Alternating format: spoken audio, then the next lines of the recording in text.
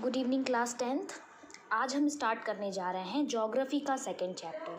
ठीक है, आपका सेकंड चैप्टर है forest and wild life resources, मतलब कि जंगल और जो भी आपके पशु का जीवन है। ठीक है, वाइल्ड लाइफ जो आपके संसाधन हैं, ठीक है, वो आपको आज पढ़ना है इस चैप्टर में। तो देखिए, सबसे पहले इस चैप्टर में हम जान लेते हैं कि बायोडाइवर्सिटी क्या होती है।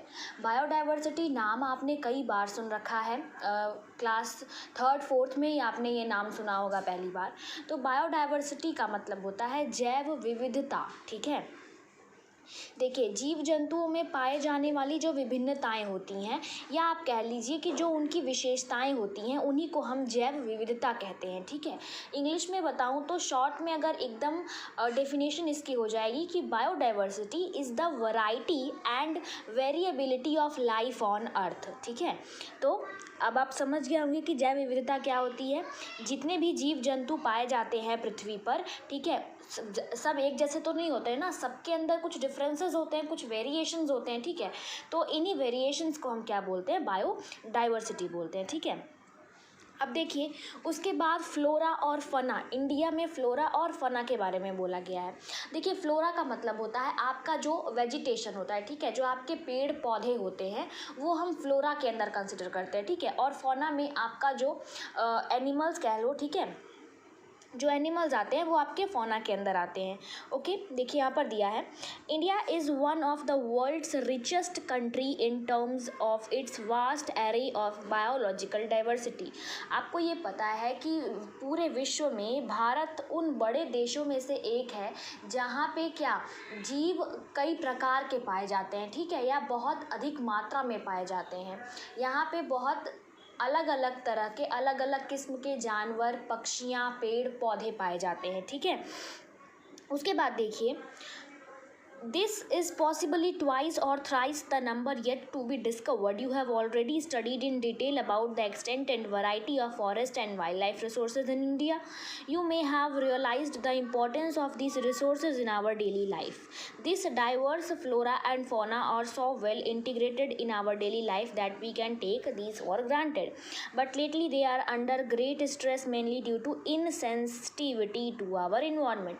अब देखिए क्या होता है कि ये जो रिसोर्सेज हैं हमारे फ्लोरा और फना, ठीक है, चाहे वेजिटेशंस हो, मतलब कि चाहे पेड़ पौधे हों या जानवर, जीव जंतु हों, हमारी लाइफ में एक बहुत विटल रोल प्ले करते हैं, एक बहुत इंपॉर्टेंट रोल प्ले करते हैं। वो कैसे करते हैं? देखिए, जो हम मेडिसिन्स यूज़ की जाती हैं, हाँ, मरीज़ों को ट्रीट करने के लिए, ठीक है, तो वो मेडिसिन्स बनाने के लिए कई तरह के पेड़ पौधों का भी प्रयोग किया जाता है। ठीक है, कई तरह के पेड़ पौधों का प्रयोग दवा बनाने में यूज़ किया जाता है। ठीक है, या जानवर भी हैं तो वो नेचर को बैलेंस रखने के लिए बहुत इम्पॉर्टेंट है। ठीक है, लेकिन क्या हो रहा है कि जो इस समय हमारा पर्यावरण प्रदूषित हो रहा है, ठीक है, जो यहाँ पे इन्वायरमेंट को हार्म पहुंच रहा है आजकल, उसकी वजह से क्या है, कुछ स्पीशीज़ हैं, ठीक है, जो क्या हो रही हैं, विलुप्त हो रही हैं, एक्सटिंक्ट हो रही हैं। ठीक है, या फिर बहुत सी स्पीशीज़ ऐसी हैं जिनको दूसरी तरीके का हार्म पहुंच रहा है। ठीक है, कुछ विलुप्त हो चुकी हैं, कुछ विलुप्ति के कगार पे हैं, या कुछ को और भी कई डिफरेंट टाइप्स के इश्यूज़ हैं। ठीक है, तो इस चैप्टर में सबसे पहले हमको उन इश्यूज़ के बारे में ही पढ़ना है कि आखिर फ्लोरा और फना या फिर बायोडाइवर्सिटी के साथ या फिर इन्वायरमेंट के साथ क्या क्या प्रॉब्लम्स फेस करना पड़ रहा है। ठीक है, देखिए, some estimates suggest that at least 10% of India's recorded wild flora and 20% of its mammals are on the threatened list. देखिए, यहाँ पे कोई सर्वे किया गया था, उसके अकॉर्डिंग बताया गया है कि भारत का 10% फ्लोरा, ठीक है, यानी कि 10% फ्लोरा जो है और 20% जो जीव जंतु हैं वो थ्रेटेंड है। ठीक है, मतलब कि खतरे में हैं। आई आपके बात समझ में? देखिए, many of these would now be categorised as critical, that is on the verge of extension, like cheetah, pink headed duck, mountain quail, forest spotted owlet and plants like madhuca insignis of wild variety of mahua and Habedia hepataneuron, a species of grass। देखिए, यहाँ पे कई सारे आपको flora और animals और species के बारे में बताया गया है जो क्या है, एक्सटिंक्ट हो रहे हैं। जैसे सबसे पहले आपको दिया है चीता, ठीक है, चीता की मात्रा हमारे देश में दिन ब दिन कम होती जा रही है। उसके बाद deck mountain quail, forest spotted owlet, ठीक है, ये आपके फौनाज हैं जो क्या हो रहे हैं, एक्सटिंक्ट हो रहे हैं। और फ्लोरा की बात करें तो मधुका इंसिग्निस, मधुका इंसिग्निस क्या है, महुआ का नाम आपने सुना होगा, तो महुआ का ही एक जंगली वैरायटी है, एक इसका वाइल्ड वैरायटी है, ठीक है, उसको हम वो भी क्या हो रहा है, एक्सटिंक्शन के कगार पे पहुंच गया है, ठीक है। उसके बाद हबेडिया हेप्टान्यूरॉन, हबेडिया हेप्टान्यूरॉन क्या है, एक तरह की घास होती है, ठीक है। तो ये सारे क्या हैं, मतलब ऑलरेडी ये सारे लॉस्ट हो चुके हैं, ठीक है, मतलब कि इनका 99.99% क्या हो रहा है, खात्मे की तरफ अपने पहुंच रहा है, ठीक है। इसके बाद देखिए हमको पढ़ना है इधर, तो let us now understand the different categories of existing plant and animal species based on the International Union for Conservation of Nature and Natural Resources IUCN we can classify as follows। देखिए IUCN क्या होता है, IUCN app का full form पूछा जा सकता है, international union for conservation of nature and natural resources. देखिए IUCN क्या है, ये इसने कैटेगराइज किया है फ्लोरा और फना को, ठीक है, उनके टाइप्स को, तो हमको वही पढ़ना है। देखिए सबसे पहले नॉर्मल स्पीशीज़ आपकी क्या है, ये अब आप आ रहे हो हेडिंग्स की तरफ, ठीक है। अब नॉर्मल स्पीशीज़ क्या है, एक हेडिंग है, नॉर्मल स्पीशीज़ हम किसको बोलते हैं, अब मैं ये आपको बताऊंगी, ठीक है। तो species whose population levels are considered to be normal for their survival. देखिए ऐसी जातियाँ, ठीक है, या ऐसी प्रजातियाँ जो क्या है, नॉर्मल है इस समय, ठीक है, मतलब कि जिनको कोई खतरा नहीं है, जो पर्याप्त मात्रा में पाई जाती हैं, ठीक है, या उनको रहने के लिए किसी स्पेशल इन्वायरमेंट, किसी स्पेशल क्लाइमेट की ज़रूरत नहीं है, उनको हम नॉर्मल स्पीशीज़ यानी कि नॉर्मल प्रजातियों के अंदर रखते हैं। इसमें कौन कौन आ जाते हैं, जैसे आपके गाय हो गई, आपकी बकरियां हो गई, है ना, तो ये सब क्या है, नॉर्मल स्पीशीज़ हैं, ठीक है। उसके बाद आपके आते हैं इंडेंजर्ड स्पीशीज़। इंडेंजर्ड स्पीशीज़ क्या होते हैं, these are species which are in danger for extinction. The survival of such species is difficult if the negative factor that have led to decline in their population continue to operate। देखिए endangered species क्या होते हैं, ऐसे जानवर या फिर ऐसे आप कह लो ऐसे स्पीशीज़ जो खतरे में हो, कि जो अब कभी भी ख़त्म हो सकते हैं, धीरे धीरे खात्मे की कगार पे ये आ रहे हैं। जैसे आपका चीता हो गया, ठीक है, या जैसे आपके लॉयंस हो गए, ठीक है, शेर हो गए, ठीक है, तो ये सारे इंडेंजर्ड स्पीशीज़ आपके हो गए।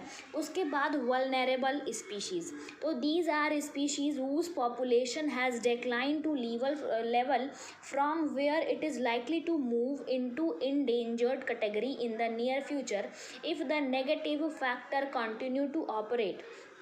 देखिए वल्नरेबल स्पीशीज़ क्या है, इसमें ऐसे स्पीशीज़ आएंगे कि जिनको अगर इनके नेगेटिव फैक्टर्स को नहीं रोका गया तो ये भी क्या हो जाएंगे, इंडेंजर्ड स्पीशीज़ में चले जाएंगे, ठीक है। इंडेंजर्ड हमने पढ़ा कि ऐसे स्पीशीज़ जो ख़त्म होने की कगार में आ रहे हैं वो इंडेंजर्ड है, ठीक है। वल्नरेबल क्या है कि अगर उनकी आवश्यकताओं के, ऐसी स्पीशीज़ की आवश्यकताओं को पूरा नहीं किया गया, अगर नेगेटिव फैक्टर्स इनके इर्द गिर्द रहे तो ये क्या हो जाएंगे, इंडेंजर्ड की कैटेगरी में चले जाएंगे, मतलब कि ये इंडेंजर्ड की कैटेगरी से एक लेवल पीछे हैं, ठीक है। उसके बाद देखिए rare species with small population में मूव इनटू द endangered और vulnerable category if the negative factor affecting them continue to operate। The example of such species are the Himalayan brown bear with Asiatic buffalo, desert fox and hornbill, ठीक है। देखिए rare species क्या होते हैं, rare species जो है ना वो बहुत कम देखने को मिलते हैं, ठीक है। ये जो स्पीशीज़ हैं बहुत कम मात्रा में पाए जाते हैं, ठीक है। इनकी जो पॉपुलेशन है, जो इनकी जनसंख्या है वो दिन ब दिन कम होती जा रही है, ठीक है। जैसे कि आपके एशियाटिक बफेलो, डेजर्ट फॉक्स और हॉर्नबिल, ये सारे इसके एग्जाम्पल हैं। उसके बाद एंडेमिक स्पीशीज़, देखिए, एंडेमिक स्पीशीज़ वो होते हैं, ऐसी स्पीशीज़ जो किसी पर्टिकुलर जगह पर ही पाए जाते हैं, ठीक है, जो कहाँ पे, किसी पर्टिकुलर जगह पे पाए जाते हैं। जैसे कि अंडमान वाइल्ड पिग, ठीक है, तो ये कहाँ पाया जाता होगा भाई? अंडमान वाइल्ड पिग आपको लखनऊ में थोड़ी मिलेगा, नहीं मिलेगा ना, तो ये अंडमान में पाया जाता है, ठीक है। या फिर एक निकोबार पीजन है जो निकोबार में पाया जाता है, ठीक है। तो ये ऐसे स्पीशीज़ हैं जो किसी स्पेसिफिक जगह पे पाए जाते हैं, ठीक है, हर जगह नहीं पाए जाते हैं। उसके बाद आपके एक्सटिंक्ट स्पीशीज़ क्या हैं? अब एक्सटिंक्ट स्पीशीज़ मतलब कि ऐसे स्पीशीज़ जो विलुप्त हो चुके हैं, ठीक है, जो अब नहीं हैं। आपका डायनासोर भी एक्सटिंक्ट स्पीशीज़ में आता है, ठीक है। तो ऐसी स्पीशीज़, ऐसी प्रजातियां जो अब देखने को नहीं मिलती हैं, वो एक्सटिंक्ट स्पीशीज़ होती हैं, ठीक है। अब देखिए, आपका एक वर्क ये है कि ये एशियाटिक चीता के बारे में आपको पढ़ के रखना है, ठीक है। अब इसके बाद हमको पढ़ना है हिमालयन यू के बारे में, ठीक है, और कंजर्वेशन के बारे में, ठीक है, प्रोजेक्ट टाइगर के बारे में हमको पढ़ना है, ठीक है। तो आपका वर्क यही है कि आप एक बार ऐसे ही रफली रीड कर लेना, उसके बाद नेक्स्ट वीडियो में मैं आपको इसके आगे का पढ़ाऊँगी, ठीक है।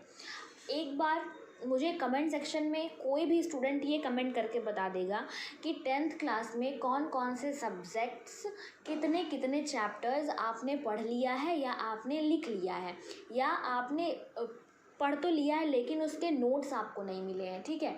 तो प्लीज़ कोई भी एक कमेंट सेक्शन में मुझे कमेंट करके बता देना, ठीक है।